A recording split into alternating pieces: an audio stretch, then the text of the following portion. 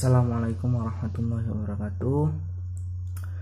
Saya dari kelompok 5 akan mempresentasikan makalah kami yang berjudul Analisa Manajemen Bisnis, yang dianggotai oleh satu Evita Cahyani, saya sendiri, Jatuh Bagaskara, dan Ajeng Ayu Maulida Putri. Langsung saja. Supply-chain manajemen perusahaan Adidas. Profil manajemen. 2. Visi dan misi perusahaan. 3. Analisa persaingan dan menggunakan model 5 kekuatan persaingan dari Porter. Yang pertama, profil perusahaan. Adidas merupakan perusahaan yang memproduksi sepatu dan beberapa perlengkapan olahraga lain yang berpusat di Herzogenaurach, Jerman. Perusahaan ini pertama kali didirikan oleh Adolf Adi Dassler pada tanggal 18 Agustus 1949. Nama Adidas sendiri datang dari nama pendirinya dan pertama kali diluncurkan pada tahun 1950.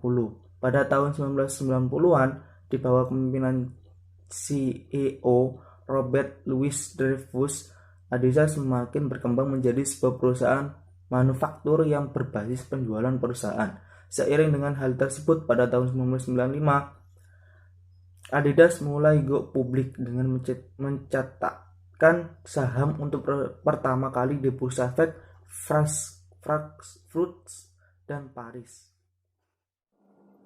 Di sini saya akan menjelaskan visi dan misi perusahaan Adidas.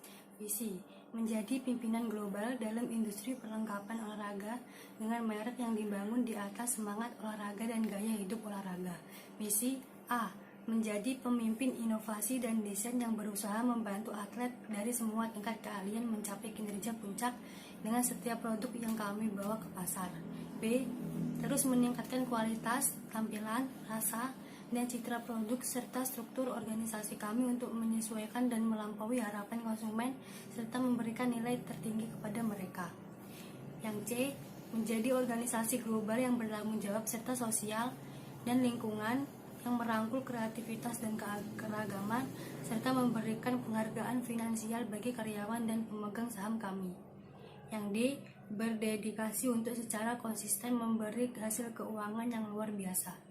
Yang ketiga, analisa model 5 kekuatan persaingan. A. Kekuatan tawar-menawar pemasok. Terlepas dari peran penting pemasok dalam bisnis Adidas, daya tawar mereka sangat rendah yang disebabkan oleh banyaknya pemasok dalam rantai pasokan Adidas. Itu karena jumlahnya yang tinggi dan ukurannya yang lebih kecil. Sementara beberapa pemasok besar dalam hal ukuran dan memiliki pengaruh. Tidak semua melakukannya. Adidas memiliki rantai pasokan global dan berlapis-lapis dengan beberapa jenis pemasok dalam rantai tersebut. Beberapa di antaranya adalah kontraktor langsung dan tidak langsung. Alhasil, Adidas dapat menetapkan aturan permainan termasuk tenaga kerja dan standar kualitas produk dan pemasok harus mematuhinya. Selanjutnya, B. Daya tawar pembeli. Dalam kasus Adidas adalah rendah hingga sedang, dan sementara pembeli perorangan tidak memiliki pengaruh yang signifikan. Sebagai kelompok, mereka memiliki pengaruh yang agak signifikan. Adidas memiliki pesaing yang signifikan di Nike, dan selain itu ada pesaing besar dan kecil lainnya seperti Under Armour dan Puma. Adidas berfokus pada kualitas produk, desain, dan kinerja. Itulah sebabnya merek ini mampu membangun tingkat loyalitas pelanggan yang mengesankan. Itu sebabnya daya tawar pelanggan berkurang dan menjadi rendah hingga sedang. C. Ancaman pengganti. Ancaman produk pengganti sebelum Adidas adalah rendah hingga sedang. Jumlah pesaingnya tidak terlalu banyak, namun juga tidak sedikit. Ada yang kecil dan besar, pesaing lokal dan internasional yang menawarkan produk dengan berbagai harga. Beberapa dari mereka memenuhi kebutuhan pelanggan kelas atas, sedangkan pesaing lokal menawarkan barang pengganti dengan harga lebih rendah. Ancaman dari produk substitusi dimoderasi oleh kualitas produk dan upaya pemasaran Adidas.